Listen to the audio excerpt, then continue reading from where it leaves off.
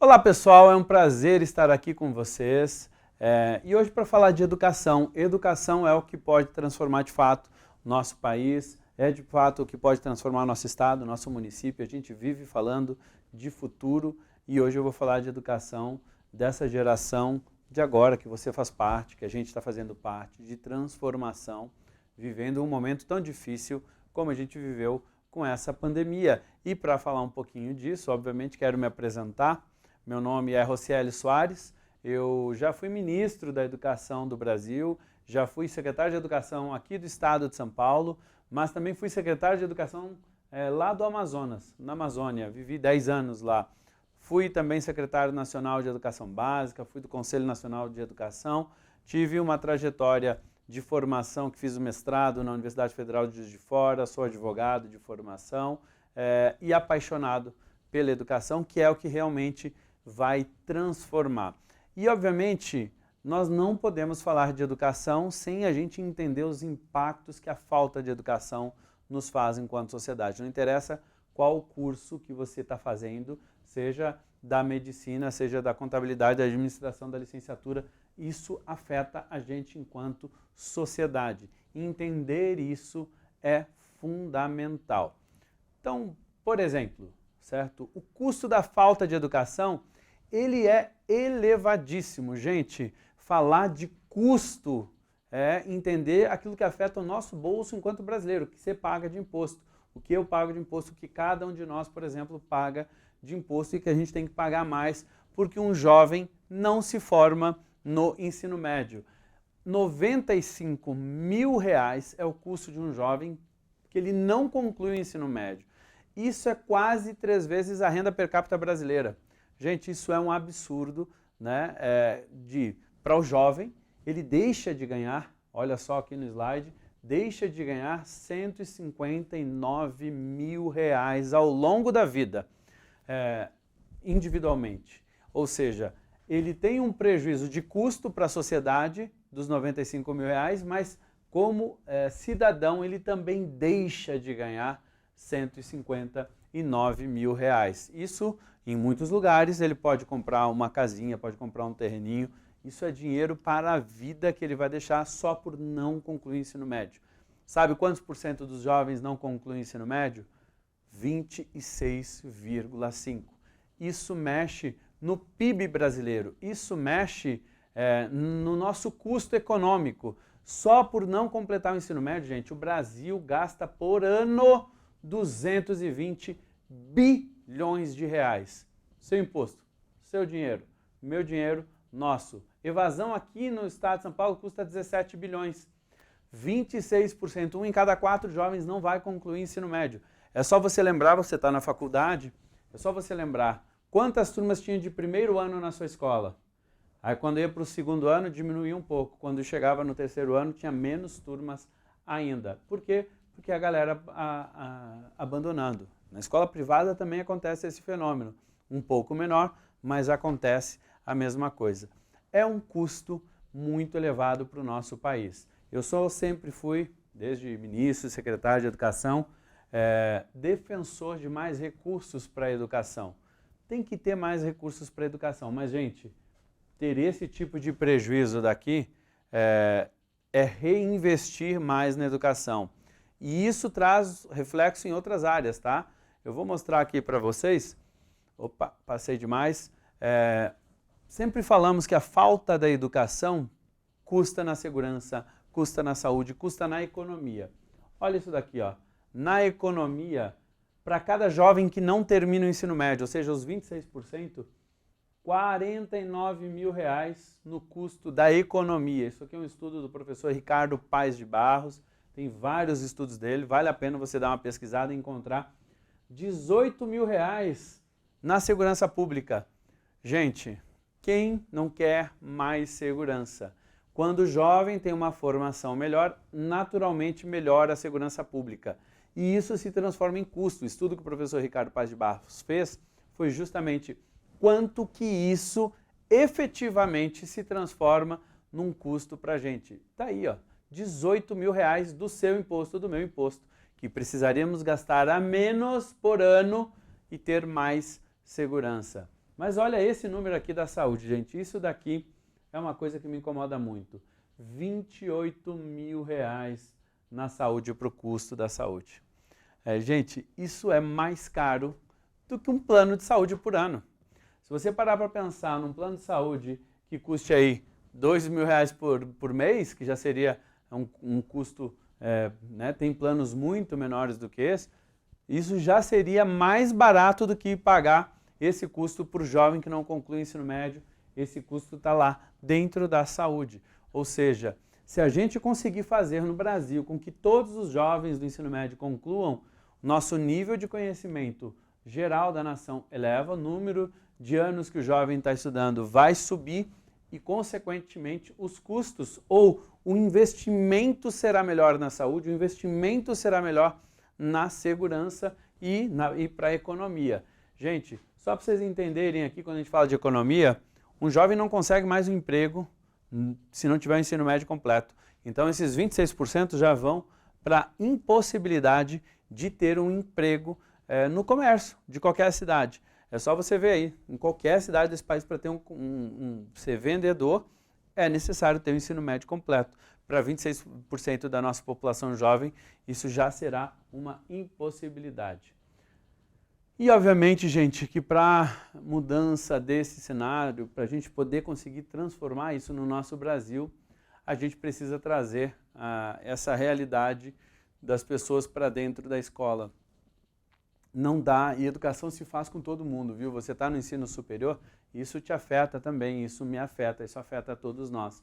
Não dá para a gente não olhar para isso, certo? Vocês serão prejudicados. Ao não concluir o aluno, né, se você tiver um escritório, se você tiver um consultório, se você tiver qualquer coisa de business no futuro, economia menos ativada, menos recurso circulante, menos você terá e menos o Brasil terá. A transformação, portanto, passa sim pela escola. Se todos os alunos passarem a conseguir concluir o ensino médio, gente, o PIB brasileiro cresce 3,5%. Crescer o PIB em 3,5% é fundamental. E a educação que a gente quer reflete no agora. Eu trouxe alguns exemplos aqui de coisas que eu tive a oportunidade de fazer e trabalhar que impactam, que são alguns bons exemplos de como que a gente pode transformar, né? E educação precisa ser para o agora. Gente, isso é importante, né? Vou fazer uma reflexão com vocês aqui. Vocês lembram, quando vocês eram estudantes, você professor, você aluno, quando você estava lá sentado no banco da escola e os teus professores diziam, vocês são o futuro da nação, vocês são a transformação que o país precisa no futuro. A gente tem que parar com esse tipo de diálogo com os jovens. Mesmo quem está lá na educação básica, vocês que estão aí, gente, a gente não é a geração do futuro, vocês não são a geração do futuro. Vocês precisam ser a geração do agora. Educação é agora, seja no ensino fundamental, seja no ensino médio, seja aí, no ensino superior. Vou dar um exemplo de algumas coisas que acontecem. O maior crime no Brasil, o crime que tem mais crescido, não é o maior crime, o crime que tem mais crescido nas estatísticas é o crime de violência contra a mulher. Pergunto a vocês, mulheres, esse crime é um problema do futuro ou é um problema de agora? Eu tenho certeza que você está aí dizendo, isso é um problema de agora. E nós, homens e mulheres, temos que enfrentar isso.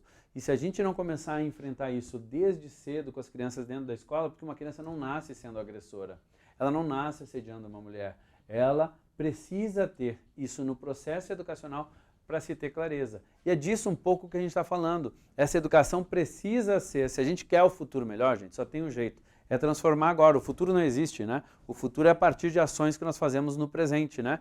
A partir dos aprendizados do passado. Se a gente não fizer essa transformação, esquece, nós não vamos olhar lá para frente como a gente deveria, né? E vai ficar sempre dizendo, como a gente diz hoje, nossa, olha só o que está acontecendo, que horrível isso, que horrível aquilo. Transformação precisa ser agora. E educação é o caminho, né? Aqui em verde são alguns documentos importantes que eu fiz enquanto estive como ministro. Vocês podem olhar aí, a aprovação do novo ensino médio é fundamental. Nós precisamos nos alinhar aos países desenvolvidos. Pensa num país que você gostaria que o Brasil fosse. Tem gente que vai dizer Alemanha, tem gente que vai dizer Estados Unidos, tem gente que vai dizer Finlândia na educação, pode ser qualquer outra coisa, qualquer um país envolvido.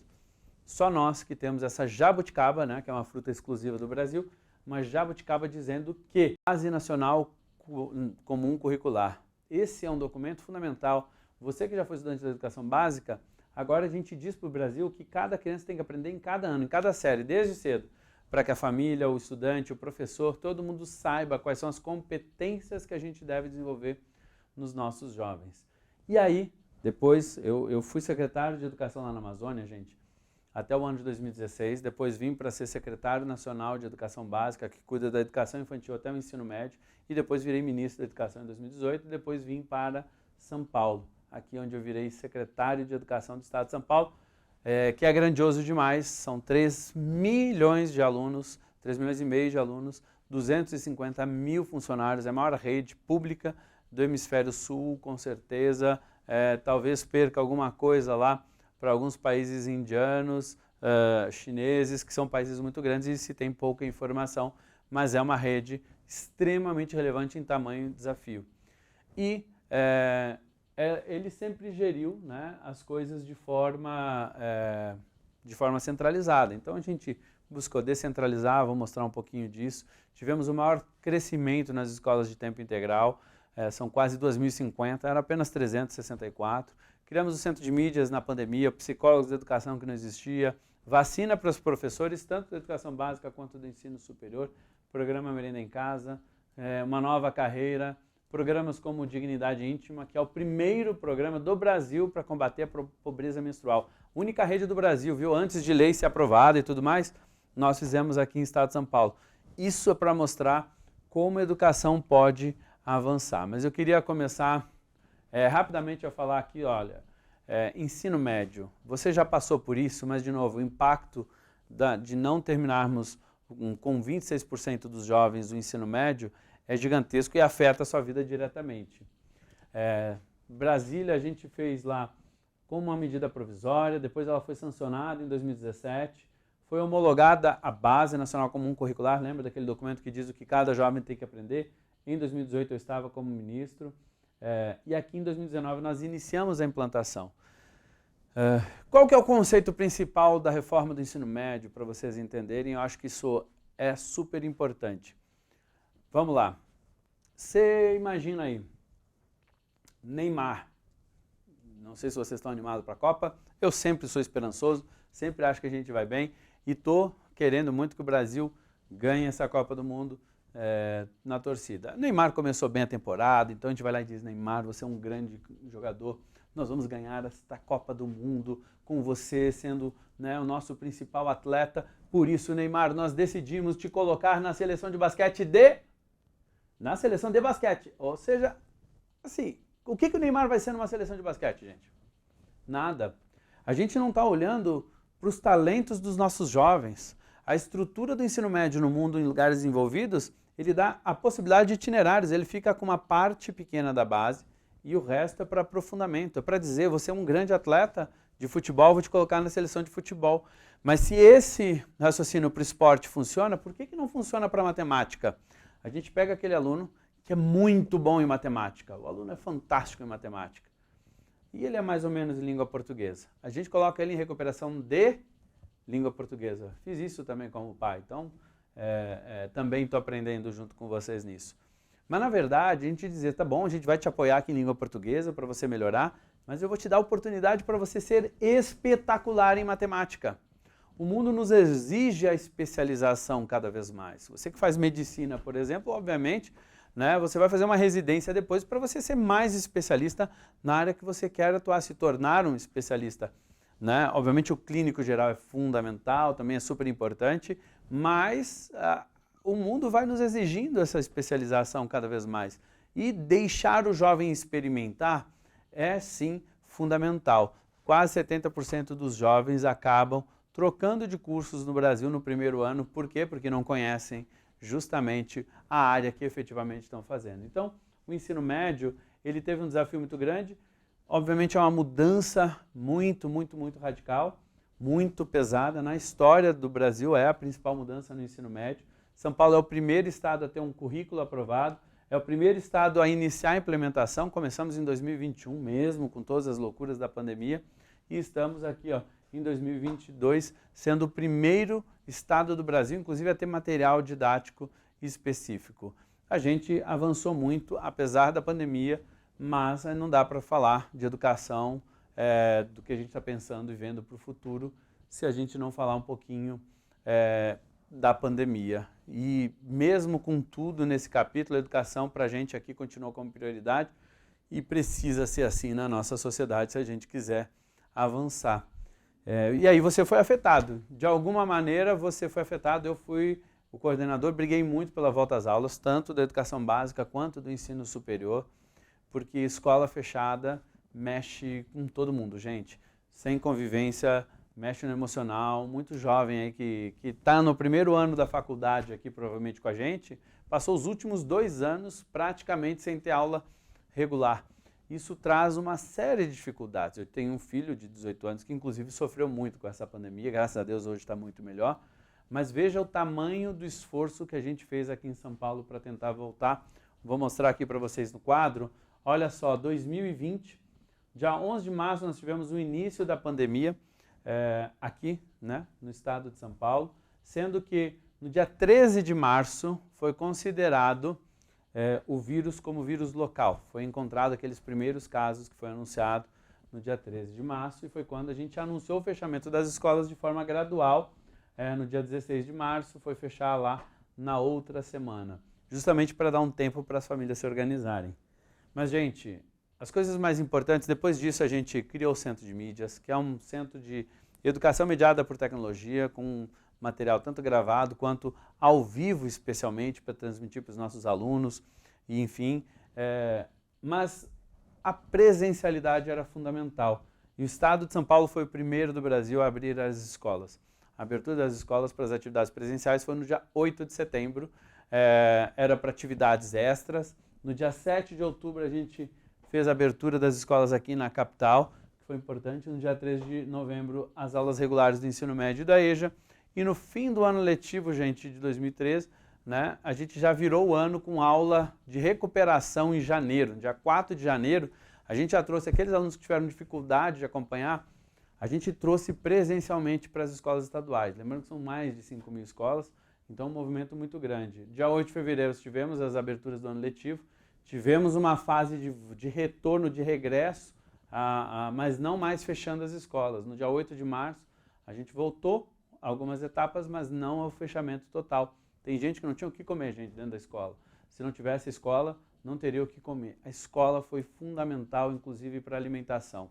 A fase vermelha, depois, era a presença de, não sei se vocês lembram, tinha o farol vermelho, amarelo e verde e tal. No vermelho era até 35% de presença e depois, já em 2 de agosto, presencial 100%, voltando absolutamente com retorno obrigatório de todos os estudantes a partir de outubro e retorno obrigatório de 100% de todos os nossos estudantes no final de novembro. Ou seja, a gente levou quase 2 anos aqui e isso traz um prejuízo muito grande, né? Nós aqui, para poder fazermos alguma atividade de qualidade, a gente lançou o Centro de Mídias da Educação. O Centro de Mídias da Educação, como vocês podem ver aqui, foi algo como tem aqui, que vocês puderam ter as atividades online e gravadas. Também para a rede pública foi todo construído um sistema em 2 semanas para que as aulas fossem para a TV aberta, que permanecem até hoje, com aplicativo e redes sociais para 3,5 milhões de estudantes. E isso foi uma mudança muito grande, numa resposta muito rápida. A gente falou de escolas abertas aqui para oferecer merenda. Gente, isso para mim é um tema super importante. Se tem gente que não tinha o que comer em casa, muitos se alimentavam quase que exclusivamente da escola. Né? Eu tive esses dias aí visitando uma comunidade muito pobre e as mães falavam muito disso, da importância de ter tido esse momento com a merenda. A gente passou a pagar para as famílias um apoio e depois a gente começou a servir marmita mesmo, para levar para casa. Porque tinha alunos que, quando começaram a voltar às aulas, eles iam só para comer na escola. Só que algumas famílias não iam, porque não podiam dividir né? Então se só um ia comer, acabava não indo nenhum. Então a gente criou o programa de marmita, inspirado em uma escola estadual que começou a fazer.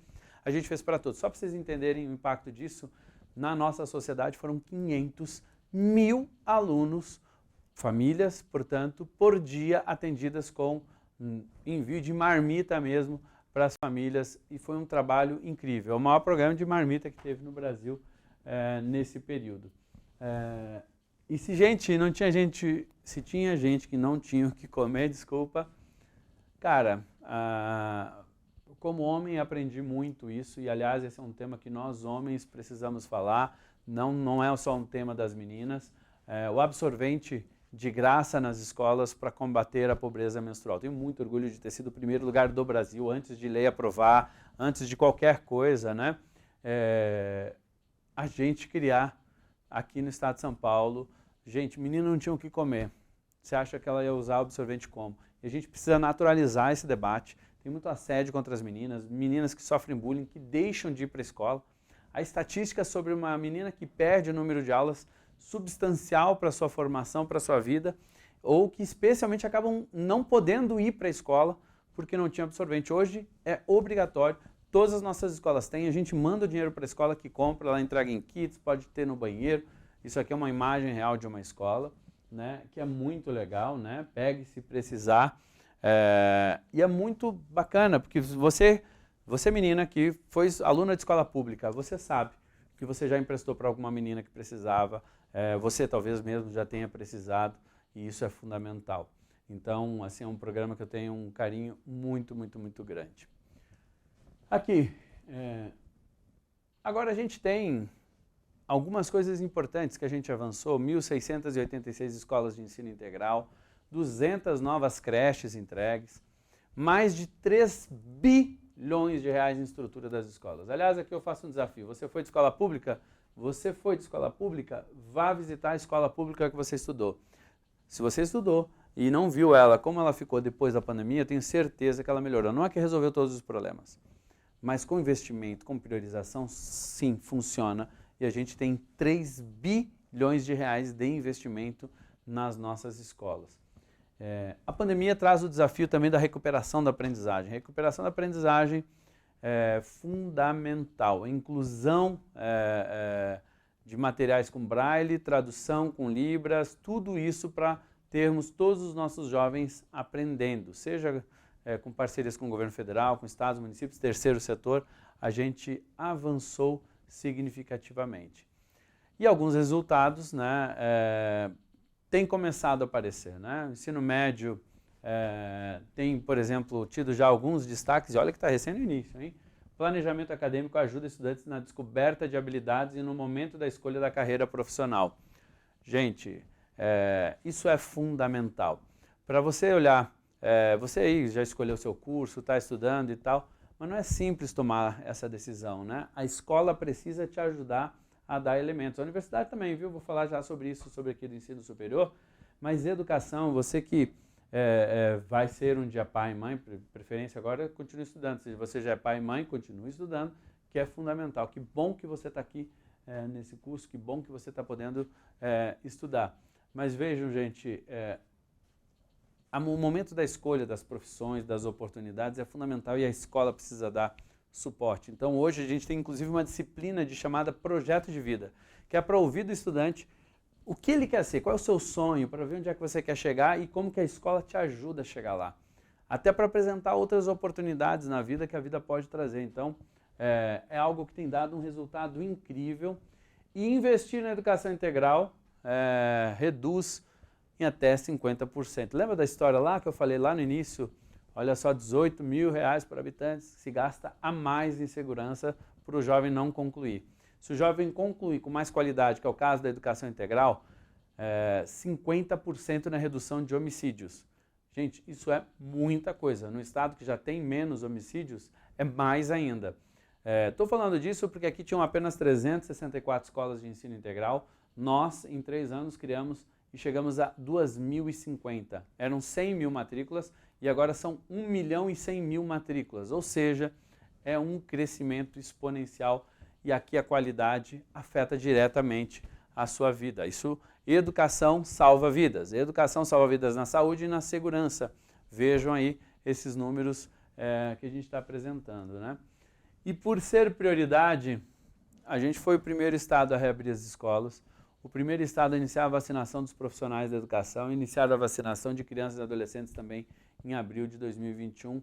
É fundamental, né, desde abril de 2021 com os profissionais, depois entrando, obviamente, as datas de crianças e de outras, foi a forma de proteção também. Para que a escola voltasse cada vez mais de forma integral, a gente abriu a vacinação para os profissionais da educação. Não foi um desafio pequeno não, foi grande.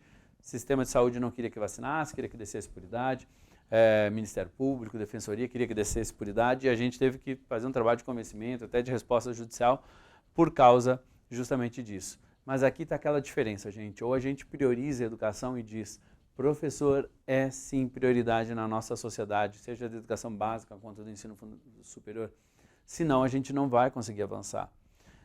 E acho que isso fica muito claro, né? Olha só, além dos prejuízos que a gente teve nessa pandemia, e por isso que eu briguei tanto à volta, nós tivemos, fechar as escolas foi muito pior do que só a aprendizagem. Um estudo feito durante a pandemia mostra que, indica que 1 em cada 4 crianças tem depressão ou ansiedade, gente. Isso é muito elevado. Casos de depressão e ansiedade aumentaram na pandemia, mulheres e jovens foram os mais afetados, né? A gente ficou sem válvula de escape. Por isso que a volta às aulas, a volta às atividades é fundamental, eu acredito demais na presencialidade e isso ficou muito claro no esforço que a gente fez. E além da aprendizagem, matemática, português, do cognitivo, nós precisamos olhar para a saúde mental, para o desenvolvimento socioemocional. Em 2020, por conta dessa pandemia, nós, por exemplo, pela primeira vez começamos a contratar psicólogos aqui no estado de São Paulo e, olha, é fundamental ter esse suporte. Não para fazer clínica, porque, aliás, quem é do curso de psicologia, mais do que nunca é importante a gente ter profissionais que entendam de como trabalhar dentro da educação. É um mercado crescente, gigante aí. Mas psicólogos para fazer esse atendimento coletivo, de como que faz o suporte para a escola no meio desses todos os processos. Inclusive fazendo de maneira remota, são 5.000 escolas com 1.000 psicólogos para começar e acho que devemos avançar muito daqui para frente, né? E obviamente para a saúde mental temos que avançar. Mas eu queria falar de outro tema, a gente está quase chegando ao fim aqui, escolas que planejam pós-pandemia com natureza e convivência, natureza, convivência e tecnologia, né? A gente precisa avançar cada vez mais em espaços maker, a gente trabalhou muito com internet patrocinado, laboratórios de ciências, um alto investimento. Criamos o Centro de Inovação da Educação Básica, porque desde cedo, e aí profissionais, futuros profissionais. A tecnologia está mudando absolutamente todas as profissões. Não existe profissão que não seja altamente afetada pela tecnologia. Você que é de curso de Direito, por exemplo, hoje você tem com a inteligência artificial, com o Learning Machine, por exemplo, cada vez mais os cursos precisam olhar qual será o papel do advogado. Continuará tendo o papel do advogado, mas hoje você tem, já em larga escala nos Estados Unidos, e está chegando isso aqui no Brasil, máquinas que estão ali fazendo as petições automaticamente, olhando a probabilidade dos casos, enfim. O ser humano vai continuar sendo e continua sendo fundamental, mas está afetando. A internet das coisas vai afetar qualquer outra profissão. Na medicina, a tecnologia, então, nem se fale. Na área da saúde, né, de forma geral, tecnologia precisa ser falada, conversada com os nossos jovens desde cedo. E nos cursos de vocês. É fundamental que vocês saiam da universidade sabendo como a tecnologia afeta hoje, mas tendo margem, vocês precisam aprender a aprender, que é fundamental, a conviver rapidamente e atualizar rapidamente, porque a tecnologia está dando saltos muito rápidos. E se a gente não falar sobre esse tema, a gente não vai conseguir avançar. E eu não poderia deixar de falar sobre a valorização dos profissionais. Aqui um abraço para todo mundo que é dos cursos de licenciatura e de pedagogia. Hoje, né, nós aprovamos uma nova carreira que aumenta para R$5.000. Quando eu assumi a Secretaria de Educação do Estado, eram R$2.500 o salário inicial de um professor. 40 horas. Agora é de R$5.000 o salário inicial e se for de uma escola de tempo integral é de R$7.000. 73% a mais do que foi pago até o ano passado, né? Mas mesmo assim, com esse tipo de coisa que a gente fez, hoje nos faltam uma clareza de importância na cabeça dos brasileiros. Apenas 4% dos brasileiros, gente, está falando que educação é prioridade nessas eleições. Não interessa se você vai votar na direita, na esquerda, em cima, de baixo, em qual. O que interessa para a gente, é que as pessoas coloquem educação como prioridade. Foi o que eu falei lá no início, né? Se você não tiver um nível de prioridade pessoal para acompanhar a educação, seja você pai ou mãe, ou ex-aluno ou aluno, nós não vamos transformar o nosso país. A gente vive falando de futuro e não transforma agora. E, obviamente, não posso deixar de falar que a escola, com a comunidade incluída nos projetos, faz uma diferença muito grande. E esse é um dos desafios. Nós precisamos que as comunidades se envolvam dentro do processo de aprendizagem. E aqui eu vou deixar um desafio para vocês.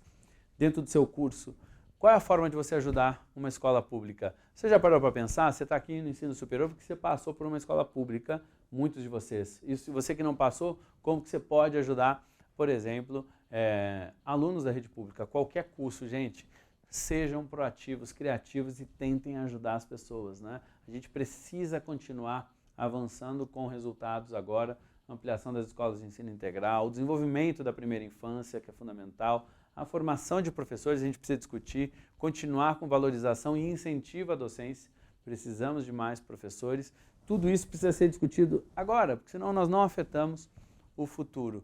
E educação como chave para os nossos problemas hoje, nada só de olhar para o futuro, nós para mexer no futuro precisa aprender hoje, os gênios que a gente tem no banco das escolas precisam ser incentivados hoje, se a gente não fizer isso, gente, nós não vamos ter uma sociedade melhor. Queria dizer para vocês que eu conto um pouco dessas histórias no meu livro, lancei há pouco tempo, convido vocês a quem quiser conhecer, já está aí nas livrarias, Em Defesa da Educação, mostrando um pouco desses caminhos para a construção de política pública, para mostrar que mesmo em tempos difíceis, gente, dá certo, dá para fazer mais pela educação. Nós precisamos disso, seja lá na Amazônia, como eu vivi, seja no Ministério pelo Brasil, seja aqui em São Paulo, para nós paulistas, mas é necessário que a gente avance, né? Se nós não fizermos parte da solução, nós seremos sempre parte do problema e isso é fundamental. Eu agradeço, convido você a seguir a rede social aí, @Rocieli no Instagram, Rocieli Soares no Facebook e no YouTube, é só me procurar lá, vou estar falando sempre de temas ligados à educação. E concluindo, gente, queria dizer que você que está no ensino superior, eu falei bastante de educação básica para todos vocês, porque isso afeta o Brasil inteiro. Mas eu queria dizer para vocês que está na hora do Brasil retomar, estou brigando muito por isso e vou continuar brigando muito por isso, está na hora do Brasil retomar investimento também no ensino superior, especialmente para você, aluno que mais precisa. Tem que ter financiamento, tem que ter crédito para os estudantes fazerem ensino superior. Todos os jovens precisam terminar a educação básica, mas a gente precisa dar oportunidade para que vocês possam concluir os seus sonhos. E eu acho que isso está na hora da gente priorizar no nosso país de maneira muito clara, olhando para o desenvolvimento do país que a gente quer, como que a gente investe. Segunda coisa, acho que é fundamental a gente cada vez mais estar próximo de vocês, estudantes do ensino superior, e eu particularmente acho que a gente deve financiar os alunos ainda mais para aqueles que são as profissões. E eu queria falar, tomar licença de falar para as licenciaturas, pedagogia, eu acho que a gente tem que pagar bolsa para os alunos fazerem, sim, licenciatura e pedagogia nesse país. Precisamos de professores, precisamos de vocês e precisamos de todas as profissões, que a gente invista no ensino superior, que é fundamental. De qualquer maneira, gente, muito obrigado. Como disse, meu nome é Rocieli Soares, me sigam lá nas redes sociais e vamos continuar investindo em educação. Na próxima eu venho falar aqui um pouco mais de ensino superior, mas se a gente não cuidar das nossas crianças, dos nossos jovens, nós não estamos cuidando do agora e não teremos um futuro melhor. Por isso que precisamos começar por isso na próxima ensino superior. Um beijo a todos os professores, parabéns de todos os cursos e a vocês estudantes, continuem sonhando. Eu tinha 2 empregos para estudar numa instituição privada como essa que você está estudando. saí da escola pública e me tornei ministro da educação. É possível, acredite, vá atrás do seu sonho, continuamos juntos. Valeu, aqui é a Rocieli, um abraço para todos vocês.